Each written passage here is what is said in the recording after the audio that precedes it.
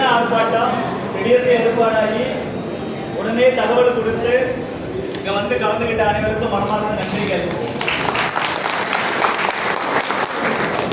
வழக்கம் போல இந்த ஆர்ப்பாட்டத்திற்கும் மிக சிறப்பாக பணியாற்றிய மாநில துணைத் தலைவர் அண்ணன் கருணாகரன் அவர்கள், சென்னை கோட்டத்திற்கு உட்பட்ட அத்தனை மாவட்ட தலைவர்கள் அனைவருக்கும் மனமார்ந்த நன்றிகள். அண்ணல் அம்பேத்கர் அவர்கள், India is a single geographic unit. India புவியியல் ரீதியாக ஒரே பிரதேசம் என்கிறார். Their unity is as ancient as nature அப்படிங்கிறார். இந்தியாவோட ஒற்றுமை என்பது இயற்கை போன்று பழமையானதுங்கிறார். இயற்கை எத்தனை வருஷம் பழமையானது நமக்கு தெரியுமா? தெரியாது. அத்தனை வருஷம் இந்திய நாட்டோட ஒற்றுமை இருக்கு அப்படின்றார். இந்த பூகோள பிரதேசத்துல there has been cultural unity from time immemorial. தொன்று தொட்டு நம்ம நாட்டில் இருக்கக்கூடிய மக்கள் மத்தியில கலாச்சார ஒற்றுமை இருக்கிறதா அம்பேத்கர் சொல்கிறார். அரசியல் வித்தியாசம், இன வேறுபாடு, இது எல்லாத்தையும் தாண்டி இந்த கலாச்சார ஒற்றுமை காஷ்மீர் முதல் கன்னியாகுமரி வரை இருக்கக்கூடிய நம்ம மக்களை தொன்று தொட்டு ஒன்றுபடுத்தி வச்சிருக்கிறன்னு சொல்றது சாதாரண ஆள் இல்ல, கற்றறிந்த அண்ணல் அம்பேத்கர் அவர்கள். ஆனா நிறைய பேர் குறிப்பா இந்த இங்கிலீஷ்காரோட சித்தாந்தத்தை ஏற்றுக்கிட்டு தமிழகத்தில் இருக்கக்கூடிய திராவிட கட்சிகள், குறிப்பாக திமுக, இது ஒரே நாடு இல்ல, இங்கிலீஷ்காரனா ஒன்னாக்கனா அப்படின்னு ஒரு பொய்யான பிரச்சாரத்தை உண்டு பண்றான். நாம அண்ணல் அம்பேத்கர் சொல்றதை எடுத்துக்கணும் ஒழிய இந்த மாதிரி அறிவியல்கள் சொல்றதை எடுத்துக்க கூடாது. நம்ம நாடு தொன்று தொட்டு ஒரே நாடாகவே இருந்து வருகிறது. ஒரு காலத்துல மகாத்மா காந்திஜியோட காங்கிரஸ் எப்படி இருந்துச்சு? இந்த தேசம் ஒன்னா இருக்கணும், மக்கள் எல்லாம் ஒண்ணு, இந்தியா பாகிஸ்தான் பிரிவினை வரும்போது கூட மகாத்மா காந்திஜி என்ன சொன்னார்? என் உடம்புல உயிர் இருக்கிற வரைக்கும் இந்த தேசத்தை ரெண்டா பிரிக்க முடியாது சொன்னார். மகாத்மா காந்தி தலைமையிலான காங்கிரஸ் தேசிய ஒற்றுமையை பேசியது. சோனியா காந்தி தலைமையிலான காங்கிரஸ் தேசத்தை துண்டாட நினைக்கிறது. சோனியா காந்தியின் குரலாக, ராகுல் காந்தியின் குரலாக தான் சாம் பிட்ரோடான ஒருத்தன் காங்கிரஸ் கட்சியோட ஓவர்சீஸ் காங்கிரஸ் இருக்கு, இந்த அயலக பிரிவு என்னன்னே தெரியல. காங்கிரஸ் இருந்தாலும் திமுக இருந்தாலும் இந்த அயலக அணியில இருக்கிறவங்க எல்லாம் அயோக்கியனா இருக்கிறான். அந்தாண்டு நார்த்ல இருக்கிறவெல்லாம் வெள்ளக்காரன் போல இருக்கிறான், சவுத்ல இருக்கிறவெல்லாம் ஆப்பிரிக்காரன் போல இருக்கிறான், கிழக்குல இருக்கிறவெல்லாம் சீனாக்காரன் போல இருக்கிறான், மேற்குல இருக்கிறவெல்லாம் அரேபியக்காரன் போல இருக்கிறான்னு சொல்லி இந்த நாட்டை நிறத்தின் அடிப்படையில இமய முதல் குமரி வரை ஒரே நாடாகவும் ஒரே மக்களாகவும் இருக்கக்கூடிய நம்ம மக்களை துண்டாட பார்க்கிறான். ஒரு உண்மையான தேசிய கட்சி இருந்தா காங்கிரஸ் என்ன செஞ்சிருக்கணும்? சோனியா காந்தி கண்டனம் தெரிவிச்சிருக்கணும், ராகுல் காந்தி கண்டனம் தெரிவிச்சிருக்கணும், உடனே கட்சியை விட்டு நீக்கி இருக்கணும். சோனியா காந்தியோ ராகுல் காந்தியோ வாய் திறக்கவே இல்லை. நம்ம பிரதமர் பேசுனதால, பாரதிய ஜனதா கட்சியை சேர்ந்த நாம எல்லாம் எதிர்ப்பு தெரிவிச்சதால அந்த சாம் பிட்ரோடா தானாவே பதவி விலகினார். திமுக என்ன செஞ்சிருக்கணும்? திமுக முதலமைச்சர் ஸ்டாலின் என்ன செஞ்சிருக்கணும்? இந்திய அரசியலமைப்பு சட்டப்படி அந்த ஆபீஸ் ஆஃப் ஓத் எடுத்திருக்கிறார்ல, உறுதிமொழி எடுத்திருக்கிறார் ஸ்டாலின். இந்த தேசிய ஒற்றுமைக்கு எதிராக யார் பேசினாலும் கண்டனம் தெரிவிச்சிருக்கணும். ஒரு திமுக தலைவர் தான் ஒரு கண்டனம் தெரிவிக்க பிரச்சனை இல்ல, திமுக எப்போதுமே பிரிவினைவாத கட்சி. ஆனா தமிழகத்தில் முதல்வராக இந்திய தேசிய ஒற்றுமைக்கு எதிராக பேசின, குறிப்பாக நம் தமிழக மக்களை நிறத்தின் அடிப்படையில் கொச்சப்படுத்தி பேசிய சாம் பிட்ரோடாவை கண்டித்திருக்க வேண்டும். கண்டிக்கல, காங்கிரஸ் கட்சியை கண்டிக்கல. ஏன்னா அவங்களோட வரலாறு எப்படி? பெருந்தலைவர் காமராஜரோட நிறத்தை வச்சு அவங்க சொன்னாங்க, எருமமாட்டு தோலைன்னு சொன்னாங்க. அந்த அடிப்படையில தமிழ்நாட்டு மக்களை எல்லாம் இன்னொருத்தர் கொச்சப்படுத்தும் போது அமைதியா இருக்கிறாங்க. நாம நிறத்துல வேற வேறையா இருக்கலாம், நம்மளோட தோல் வேற வேற நிறமா இருக்கலாம், கருப்பு தோலா இருக்கலாம். ஆனா இதே வெள்ளையாக இருக்கிறது. பாரத நாட்டில் இருக்கக்கூடிய அத்தனை கோடி பேர் மக்களுக்கும் வெள்ளை உள்ளம், வெள்ளை இதயம். இதை நம்ம புரிய வைக்கணும். ஸ்பிரிட்ல நம்ம எல்லாம் இந்தியன். கருப்புங்கிறது நமக்கு அசிங்கம் இல்லை. ஏன்னா ஆதிசிவன் கருப்பு, ராமன் கருப்பு, கிருஷ்ணன் கருப்பு, நம்ம கருப்பசாமி கருப்பு, அண்ணாமலையாரே கருப்பு தான். கருப்பு நமக்கு பிரச்சனை இல்லை. ஆனா நிறத்தின் அடிப்படையில் நம்ம மக்களிடையே பிரிவினை உண்டு பண்ணங்கிற காங்கிரஸ் கட்சியையும் அதனை கண்டிக்காத பிரிவினைவாதத்தை தூண்டக்கூடிய திமுகவை கண்டிச்சு தான் இன்னைக்கு ஒரு மிகப்பெரிய ஆர்ப்பாட்டத்துக்கு நம்ம ஏற்பாடு பண்ணணும். ஒவ்வொரு மாவட்டமும் தனித்தனியா பல்லான முடிவெடுத்தோம். அண்ணன் கருணாகராஜன் அவர்கள் சொல்றது போல காவல்துறையின் உத்தரவுக்கு இணங்க ஒரே இடத்துல நம்ம எல்லாம் சேர்ந்து பண்றோம். அதை கூட தடுத்து இருக்குது ஜனநாயக விரோத திமுக. திமுகவோ காங்கிரஸோ தமிழர் விரோத கட்சிகள், தேச விரோத கட்சிகள், ஜனநாயக விரோத கட்சிகள், அந்த கட்சிகளை வன்மையாக கண்டிக்கிறோம். தமிழக மக்கள் அவர்களை புறக்கணிக்க வேண்டும். அதற்கு நம்ம அனைவரும் அறுபாடு பட வேண்டும் என கேட்டுக்கொள்கிறேன். தமிழகம் என்றுமே தேசியத்தின் பக்கம். காஷ்மீர் முதல் கன்னியாகுமரி வரை இந்த நாடு ஒரே நாடு. பல்லாயிரம் ஆண்டுகளாக இந்த பாரத நாட்டு மக்கள் அனைவரும் ஒரே இனத்தவர்கள், ஒரே நாட்டவர்கள், ஒரே கலாச்சாரத்துக்கு சொந்தக்காரர்கள். அப்படிப்பட்ட மக்களிடையே பிரிவினைவாதத்தை உண்டுபடுகிற எவனையும் பாரதிய ஜனதா கட்சி சகித்துக் கொள்ளாது. அப்படிப்பட்ட சூதுமதியாளர்களை பாரதிய ஜனதா கட்சி வன்மையாக கண்டிக்கிறது கண்டிக்கிறது கண்டிக்கிறது என்று சொல்லி நிறைவு செய்கிறேன். நன்றி.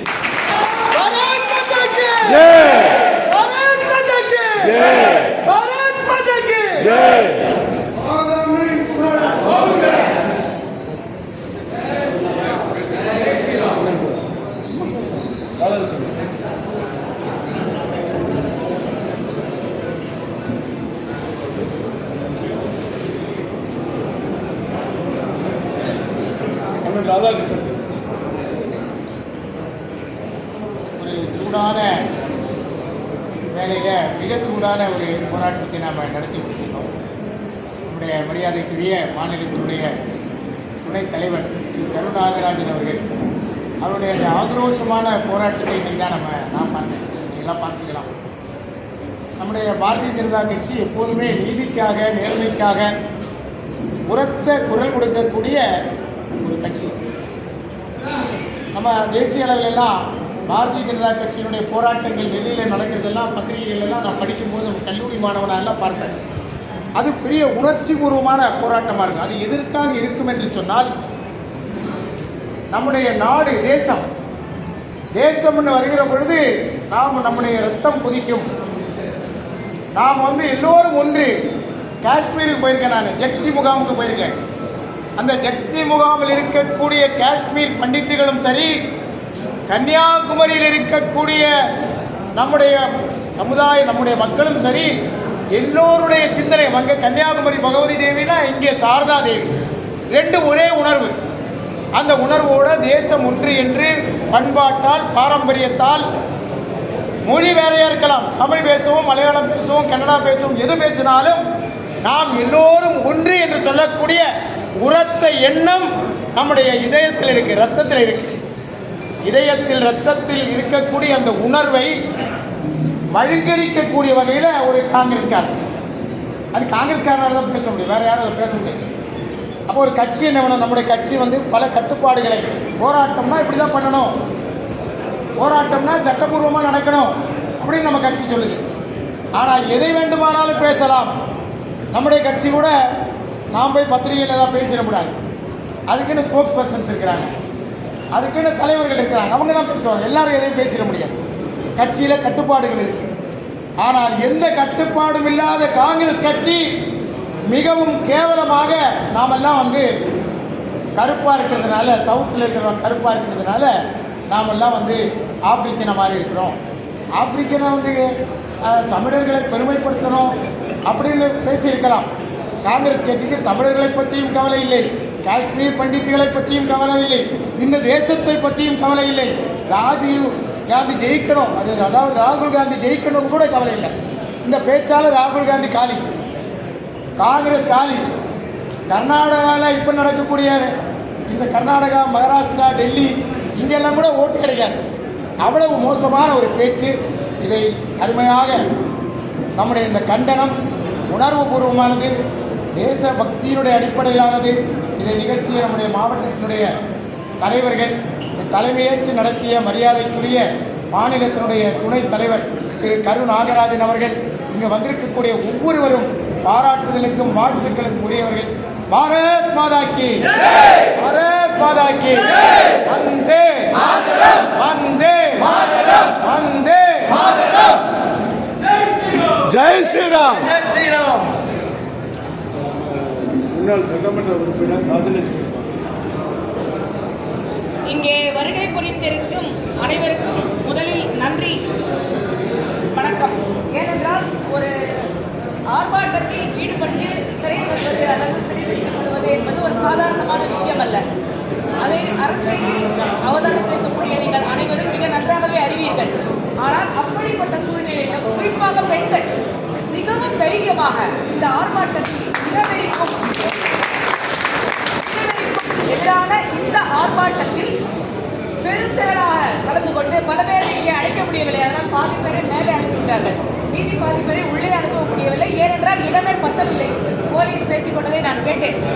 மண்டபம் சின்னதாகிவிட்டது, கூட்டம் பெரியதாகிவிட்டது என்று பேசிக்கொண்டார்கள். அப்படிப்பட்ட ஒரு பெருந்திரளான கூட்டத்தை நம்முடைய இயக்கம் இன்று நம் காண்பித்திருக்கிறது. இதற்காக உங்கள் அனைவருக்கும் நாங்கள் அனைவரும் நன்றி சொல்ல கடமைப்பட்டிருக்கிறோம். இப்படிப்பட்ட ஒரு உணர்வு இருந்தால் 40ஐயும் நாம் பிடிக்க முடியும், 234ஐயும் நாம் பிடிக்க முடியும், நாடாளுமன்றம் மொத்தத்தையுமே பிடிக்கக்கூடிய சூழ்நிலையில் தான் நமது இயக்கம் இன்று இருக்கிறது என்கின்ற ஒரு கருத்தினை கூறி, ஏதோ ஒரு காங்கிரஸ் கட்சியை சேர்ந்த ஒன்றுக்கும் உதவாத ஒரு உருப்படாத ஒருவர் சாம் பெட்ரனோ என்பவர் கூறிய ஒரு கருத்து என்பது வன்மையாக கண்டிக்கத்தக்கது.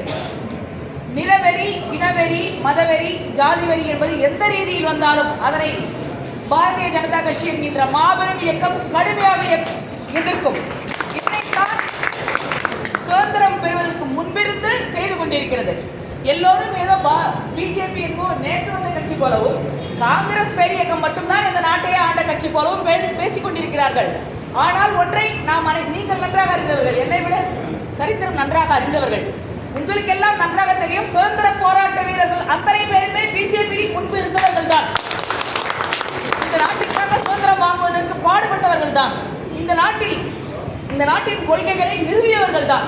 அப்படிப்பட்டவர்கள் தான் பிற்காலத்தில் காங்கிரஸ் பிஜேபி என்று பிரிந்து போனார்களே தவிர, பிஜேபி என்பது அடிப்படையில் நம்ம இந்தியாவை ஒருங்கிணைக்கக்கூடிய ஒரு மாபெரும் இயக்கமாக பல்வேறு பெயர்களில் இருந்து வந்திருக்கிறது. இதை நீங்கள் எல்லாம் நன்றாக அறிவீர்கள். ஆகவே இன்று இப்படி வந்து நீங்கள் எல்லாம் நம் அனைவருக்கும் ஒரு மிகப்பெரிய பலத்தை கொடுத்து, நம்முடைய இயக்கத்திற்கும் ஒரு மிகப்பெரிய பலத்தை கொடுத்து எழுச்சி பெற செய்தமைக்கு உங்கள் அனைவருக்கும் வணக்கம். இந்த ஆர்ப்பாட்டத்தை மிக சிறப்பான முறையில் நடத்தி கொடுத்ததற்காக அண்ணன் திரு கருநாகராஜன் மாநில துணைத் தலைவர் அவர்களுக்கும் மற்றும் இங்கே மேடையில் இருக்கின்ற பெரியவர்களுக்கும், இங்கே பெருந்திரளாக வருகை தந்திருக்கின்ற பெரியோர்களுக்கும், தாய்மார்களுக்கும், குறிப்பாக இளைஞர்களுக்கும், உங்கள் அனைவருக்கும் என்னுடைய வணக்கத்தையும் நன்றியும் தெரிவித்து அன்னையின் புகழ் ஓங்குக, அன்னையின் புகழ் ஓங்குக, வந்தே மாதரம், வந்தே மாதரம், ஜெய் ஸ்ரீராம், ஜெய் ஸ்ரீராம்.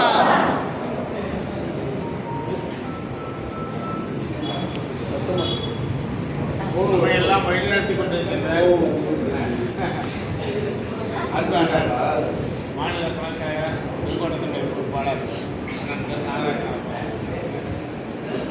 இந்த மாவட்டத்தினுடைய தலைவர் தம்பி விஜயானந்த் அவர்களே, வடசென்னை மாவட்டத்தினுடைய தலைவர்கள் கிருஷ்ணகுமார் அவர்களே, அபியான் அவர்களே, சென்னை மேற்குடைய தலைவர் மனோகர் அவர்களே,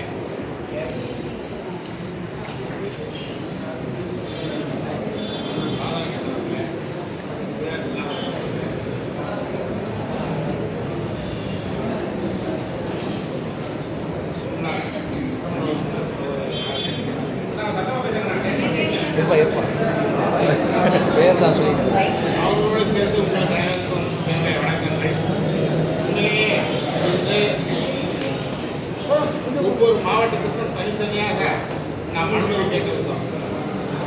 அது மறுக்கப்பட்டு ஒரு இடமாக காவல்துறை நமக்கு அனுமதி வழங்கினார்கள். அதையும் அரசாங்கத்தினுடைய கேள்வியால் நாம் கைது செய்யப்பட்டிருக்கிறோம். இருந்தாலும் கூட இங்கே வந்த மக்கள் எண்ணிக்கை இல்லை, ஆயிரக்கணக்கிலே நம் மக்கள் வந்தார்கள். ஆனாலும் கூட அவர்கள் பணி நிமித்தம் அவர்கள் இங்கே வர இயலாத காரணம், உண்மையிலேயே நம்முடைய சென்னை மேற்குடைய தலைவர் மனோகர் அவர்கள் அம்பத்தூரிலே அதை அனுமதி ஆகிவிட்டார்கள். நமக்கு அனுமதி கிடைக்கவே இல்லை, எங்கேயோ கொடுத்து கேட்கப்பட்டாங்க. இது மட்டும் எங்கள் திருச்சென்னையில் ஏசி டிசி எல்லாம் என்ன நாங்கள் பள்ளிக்கூடத்தில் கொடுத்துருக்கோம், அதனால இங்கே மறுக்கும் அப்படின்னு சொன்னாங்க. பட் இங்கேயும் நமக்கு அந்த அனுமதி கிடைக்கல. இருந்தாலும் கூட நம்ம ஆயிரக்கணக்கில் நம்ம கூடினோம். நம்முடைய மக்கள் வழக்கம் போல மகளிர் இன்னும் அற்புதமாக வந்திருக்காங்க. மகளிர் எவ்வளோ பணி நிமித்தம் வர்றாங்க, அவங்க வர முடியல, இங்கே முடிக்கிறாங்க.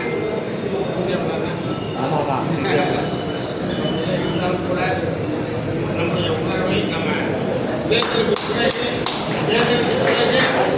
இந்த முதல் ஆர்ப்பாட்டத்தை நாம் சிறப்பான ஒரு ஆர்ப்பாட்டமாக அமைத்து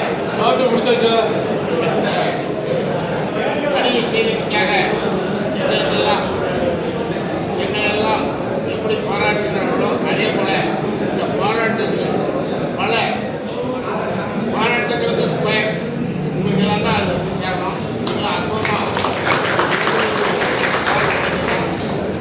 என்றுமே நான் ஒரே நாடு ஒரே மக்கள் ஒரே அப்படியே எடு. ஒன்றும் பண்ண நம்முடைய கட்சியின் கொள்கைக்கு கட்டாச்சு. நாம் என்றும் நாம் மாறுபட்டு நிற்க மாட்டோம். அதற்கு கேடு வந்தாலே உடனே அதற்கு செவிமடுத்து அதற்கான ஆர்ப்பாட்டங்களையும் அதை சரி செய்வதற்கான முயற்சியும் செய்கின்ற ஒரே கட்சி பாரதிய ஜனதா கட்சி. நாடு ஒரே நாடு என்று சொல்வதிலே குறைகள் வறுமையானால் அதற்கு நம்முடைய அரசாங்கமும் அடுத்து வர அரசாங்கம் ஒரே சட்டத்தை கொண்டு வருவதற்கான முயற்சியிலே நம்முடைய பாரத பிரதமர் அவர்கள் முயன்று கொண்டிருக்கிறார்கள். அது நடக்கும். எப்படி காஷ்மீரில் 370 நாம் அப்புறப்படுத்தினோமோ அதே போல் அயோத்தியில் ராமர் கோயிலை அடையாளமாக நம்முடைய நாட்டின் அடையாளம் கலாச்சாரத்தின் அடையாளமாக இருக்கின்ற ராமர் கோயிலை நாம் பிரதிஷ்டை செய்தோமோ அதே போல ஒரே சட்டங்களோடு நாம் நம்முடைய கோஷத்தில் சொன்னது போல ஒரே நாடு ஒரே மக்கள் ஒரே சட்டம், குமரி முதல் இமயமலை வரை ஒரே நாடு என்பதிலே நாம் எந்தவித பாகுபாடும் எந்தவித சமரசமும் செய்ய மாட்டோம். அது பாரதிய ஜனதா கட்சியால் மட்டுமே முடியும் என்ற பிரதிபலித்திருக்கின்றோம். அனைவருக்குமே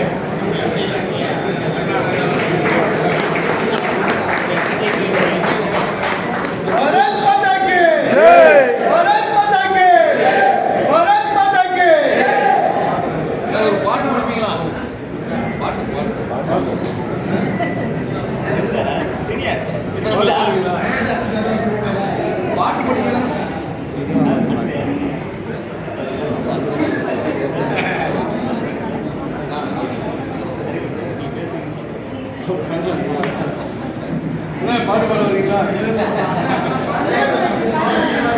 எல்லாருக்கும் வணக்கம்.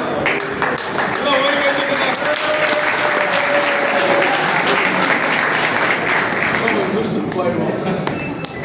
நிறைய வாழைப்பழம், பஜ்ஜி, வடை, சமோசா, டீ, காஃபி எல்லாம் வந்துகிட்டே இருந்துச்சு. பார்த்தாலும் எங்கே தான் எதுவும் கிடைக்கல.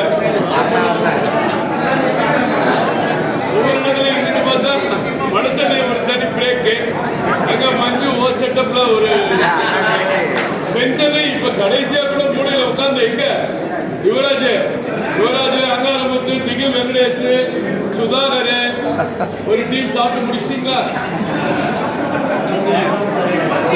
அதை பார்த்து நாங்க டயர்ட் ரொம்ப உற்சாகமா நம்ம நடத்துற இந்த ஆர்ப்பாட்டத்துக்கு நேற்று தான் முடிவு பண்ணோம். இதே நாளில் கரூர்ல நடத்திருக்காங்க. அங்கே ஒரு 100 பேர் கைதாகி இருக்காங்க. நம்ம மாதிரி காஞ்சிபுரத்தில் 46 பேர் கைதாகி காஞ்சிபுரத்தில் இருக்காங்க.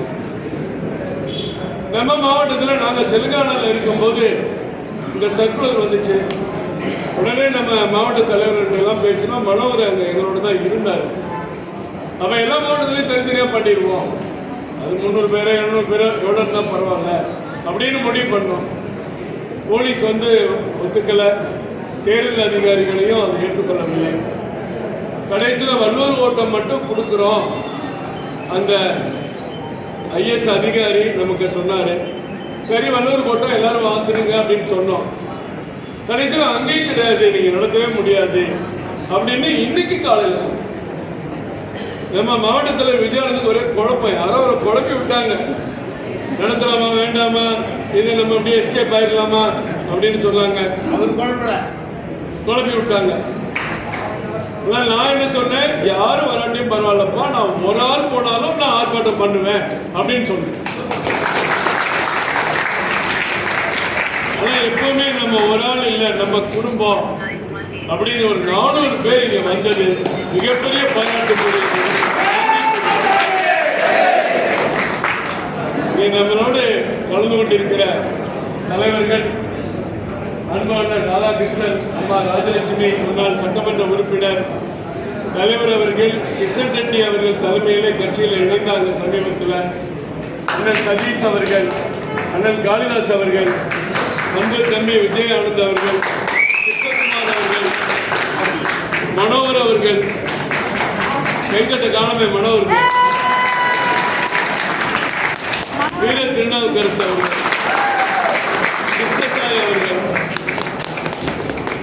அவங்க 2 பேரையும் திருப்பி சொல்லணும். 19ஆம் தேதி தெலுங்கானா போனோம், 11ஆம் தேதி தான் இரவு தான் வந்து சேர்ந்தோம். 12ஆம் தேதி வரைக்கும் வச்சுக்கல. இத்தனை நாட்கள் எங்களோட இருந்தாங்க, பணியாற்றினாங்க. எனக்கு வந்து கரீம்நகர் பாராளுமன்ற தொகுதி.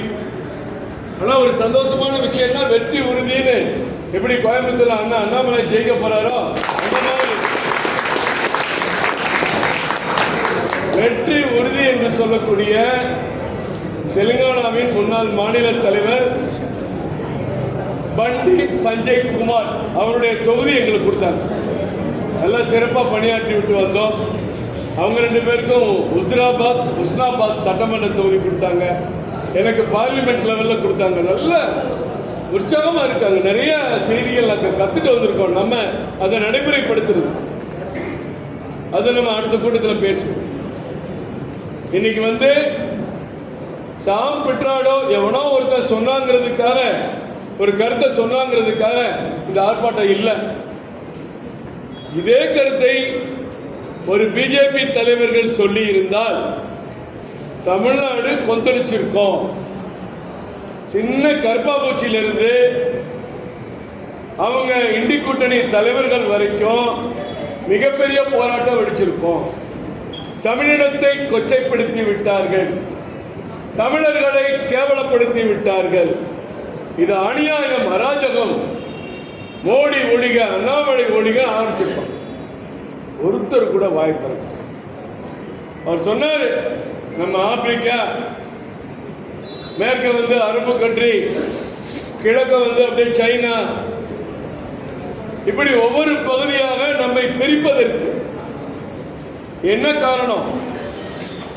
பூலோக ரீதியாக இப்படியெல்லாம் இந்த இந்தியாவை பிரிக்க முடியும் என்று மனதிலே தோன்றினால்தான் ஒருவன் இதை சொல்ல முடியும்.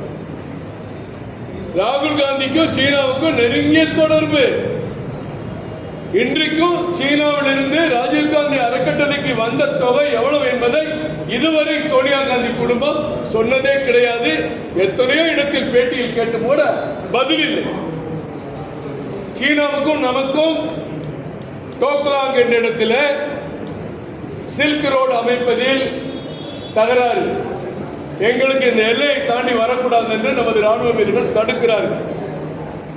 போர் வந்துவிடுமோ என்று எல்லா நாடுகளும் உலகத்தில் அச்சம். போர் வரல, ஆனால் போர் வரக்கூடிய வாய்ப்பு இருந்தது. அப்ப அவ்வளவு உச்சகட்ட பிரச்சனையின் போது ராகுல் காந்தியை சீனாவின் தூதுவர்கள் வந்து அவரை தனிமையில் சந்திச்சுட்டு போறாங்க. பிரதமர் மோடி அவர்கள் பிரதமரான பிறகு இந்த சந்திச்சுட்டு போன விஷயத்தை ராகுல் காந்தியோ காங்கிரஸ் கட்சியோ வெளியே சொல்லவே இல்லை. ஆனா சீன நாட்டினுடைய இணையதளம் இதை வெளியிடுகிறது, இந்த செய்தியை வெளியிடுகிறது. எவ்வளவு பெரிய குற்றவாளி சீனா! இந்தியா சீனாவுக்கு போர் வருமா என்ற நிலையிலே ஒரு சீன தூதர்களை தனியாக சந்தித்த ராகுல் காந்தி இந்த நாட்டுக்கு துரோகம் செய்யக்கூடியவர்கள். அவர்களுக்கு இந்தியாவை விட இத்தாலி தான் பிடிக்கும். இந்தியா எக்கேடு கட்டாவது போகட்டும் என்று நினைக்கக்கூடிய கட்சியில் இருக்கிற காரணத்தினால்தான் சாம் பிட்ரோட இதை சொல்லுகிறார். நீங்க சாம் பிட்ரோட என்ன ஏதோ ஒரு ஃபாதர் நேம் மாதிரி நினைக்காதீங்க. ராஜீவ் காந்திக்கு, ராகுல் காந்திக்கு அவர் தான் குரு, சோனியா காந்திக்கு அவர் தான் குரு. அவர் வெளிநாட்டில் தான் இருப்பார். 2012 புதிய ஜனாதிபதி தேர்தலுக்கு சாம் பிட்ரோடா பெயரும் காங்கிரஸ் பரிசீலனையில் இருந்தது. அப்படிப்பட்டவர் இதற்கு முன்னாடி நிறைய கருத்துக்களை சொல்லியிருக்கிறார். எல்லாத்தையும் இருக்கிற சொத்தை பிரித்து எல்லாத்துக்கும் கொடுத்துருவோம். Maoist mind. ஒருத்தன் வெள்ளச்சட்டை போடக்கூடாது, இவன் மட்டும் ஏன்னா வெள்ளச்சட்டை போடுறான். ஒருத்தன் வீட்டில் 2 பைக் இருந்தால் 1 பைக் அவனுக்கு கொடுத்துரு. ஒருத்தனுக்கு 10 ஏக்கர் தான் 5 ஏக்கரை பிரித்து கொடு. இந்தியாவே பெரிய போர்க்களமாயிரும். இந்த கருத்தை சொன்னவர் யார் தெரியுமா? இதே சாமிங்கிற முட்டாள் தான். இன்னைக்கு அதே முட்டாள் இந்த கருத்தை சொல்லியிருக்கிறார். அவங்க மனசுல இருக்கு இந்தியா ஒண்ணு இல்லைங்கிறது காங்கிரஸ் கட்சி தலைவருடைய மனதில் இருக்கிற காரணத்தினாலே தான் இந்த மாதிரி கருத்தை அவங்க வெளியிடுறாங்க. யாராவது கேட்கணுமே. மாநில தலைவர் அண்ணாமலை அவர்கள் கடுமையான கண்டனத்தை தெரிவித்தார். நம்ம கட்சியினுடைய அமைச்சர் முருகன் அவர்கள் கண்டித்தார். பல தலைவர்கள் கண்டித்தார்கள். ஆனால் திமுக, காங்கிரஸ், கம்யூனிஸ்ட் கட்சி, சைக்கோ, வைகோ ஒருவர் கூட கண்டிக்கவில்லையே. இதே ஒரு பிஜேபி தலைவர் தென்னிந்தியர்கள் மூலம் நீக்ரோக்கள் அப்படின்னு சொல்லியிருந்தா வைகோ சும்மாவாத தலையில உருண்டு எதிர்ச்சிப்பார். எங்கேயாவது கடற்கரையில் மணலுக்குள்ள இறங்கி போய் நின்றுக்கிட்டு போராட்டம் பண்ணியிருப்பார். கடல்ல குளிச்சா எவனாவது புண்ணியம்னு சொல்லியிருப்பான். இந்த கடல்ல முங்கி ஆர்ப்பாட்டம் பண்ணியிருப்பார். ஆனா ஒரு வார்த்தை பேசல. இவங்களுக்கெல்லாம் தமிழினத்தின் மேல ஏதாவது பற்று இருக்கா? அப்ப உண்மையான பற்றுமிக்க தமிழின தலைவர் அண்ணாமலை மட்டும்தான். இந்த நேரத்தில் தமிழ்நாட்டுக்கு எடுத்து காட்டுவதற்கு ஒரு நாள் செய்தி. எவ்வளவு போலீஸ்? 500 போலீஸ்,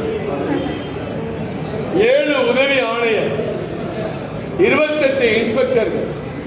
அந்த இடத்த பூரா வேலி போட்டாச்சு. வந்த 2-3 பொம்பளை ஆளுகளை, சகோதரிகளை உடனே ரமா தான் முதல்ல போய் மாட்டுச்சு. 4 பேரை பஸ்ஸில் உட்கார வச்சுட்டாங்க. ஐயோ, எங்களை பஸ்ஸில் உட்கார வச்சாங்க. ரோட்டில் நிற்காம பஸ்ஸில் தானே உட்காந்துருக்கேன், பரவாயில்ல, கவலைப்படாத. அடுத்து ஒரு 4 பேரை கைது பண்ணிட்டாங்க. அந்த இடத்துக்கு யாரும் வரக்கூடாது. அப்ப யாரையுமே வரவிடாமல் நாங்கள் காவல்துறை துரத்தி அடித்து விட்டோம், பாஜக போராட்டம் நீர்த்து போய்விட்டது என்ற செய்தியை போலீஸ் தமிழ்நாடு திராவிட மாடல் அரசாங்கத்துக்கு சொல்லணும். இதானே அவருடைய திட்டம். அதை நீங்க எல்லாம் உடைச்சு சுக்கு நூறாக்கி எங்கெல்லாம் இருந்தீங்கன்னு தெரியல. நாங்கெல்லாம் ஒரு சந்தில நின்று இருந்தோம். சிவா அங்க இருந்து ஓடி வந்தாரு. அண்ணே, இவங்களை உள்ள ஏற்ற போறான், உள்ள கவலைப்படாதீங்க, வண்டி அந்தந்த சந்தில போடுங்க, எல்லாரும் கோஷம் போட்டுட்டே போவோம், நம்மளாம் அரெஸ்ட் பண்ணிட்டோம். இதான் நம்ம திட்டம்.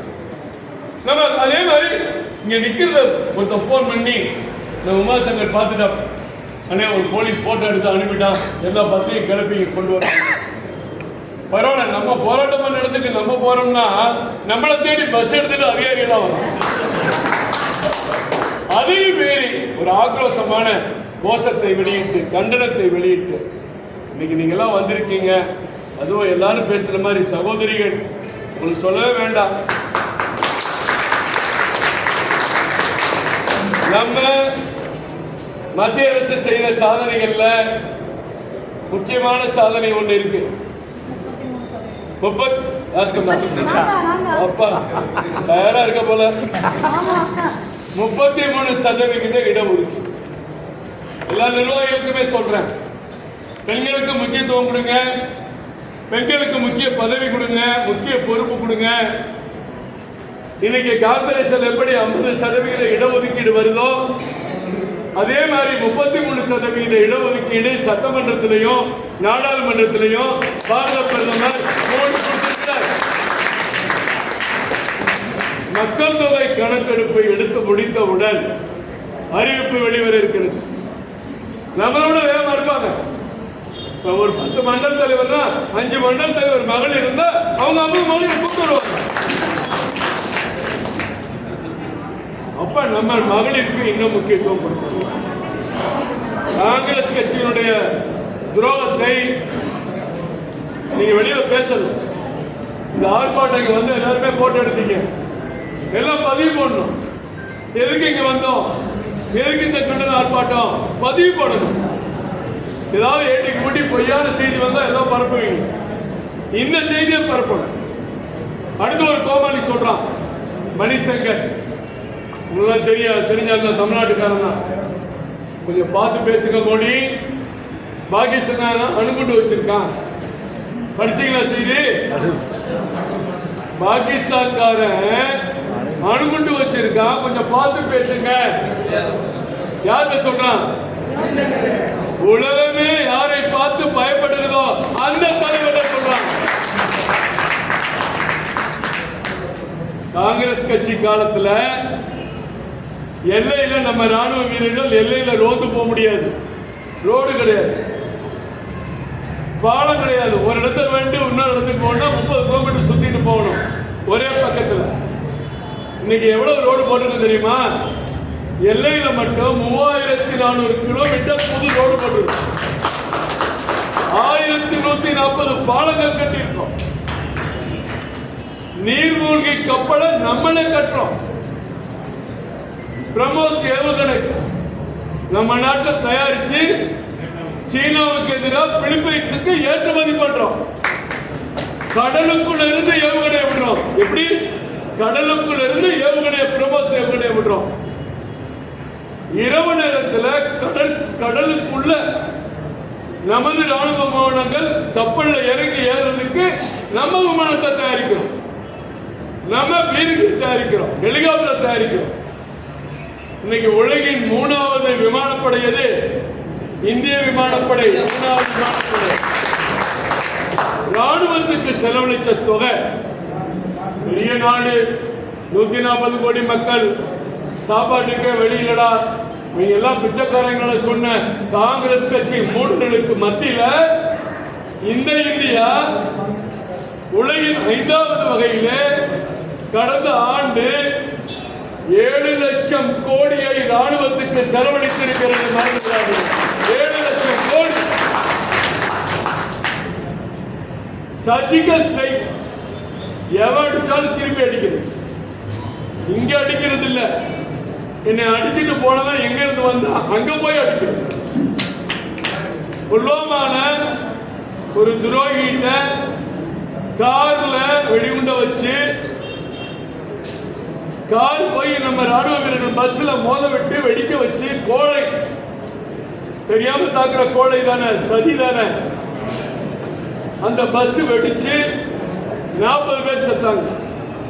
இதுக்கு யாரு காரணம் பார்த்து அமைதி உலகமே வேடிக்கை பார்க்குது.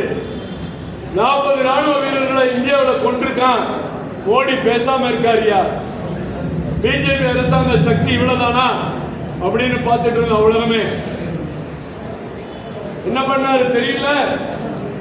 நமது ராணுவ வீரர்கள் இரவோடு இரவாக யார் புல்வாமா தாக்குதலுக்கு காரணமோ அந்த கொடும்பாவிகளுடைய கூடாரத்தை இரவோடு இரவாக சென்று 290 பேரை கொன்று குவித்து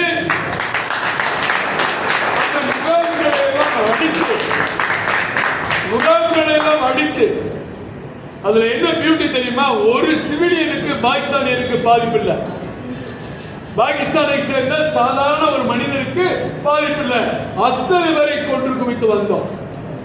இதே மாதிரி உரி பர்மால இருந்து வந்த தீவிரவாதிகள் நம்மளுடைய 6 ராணுவ வீரர்களை கொண்டாங்க.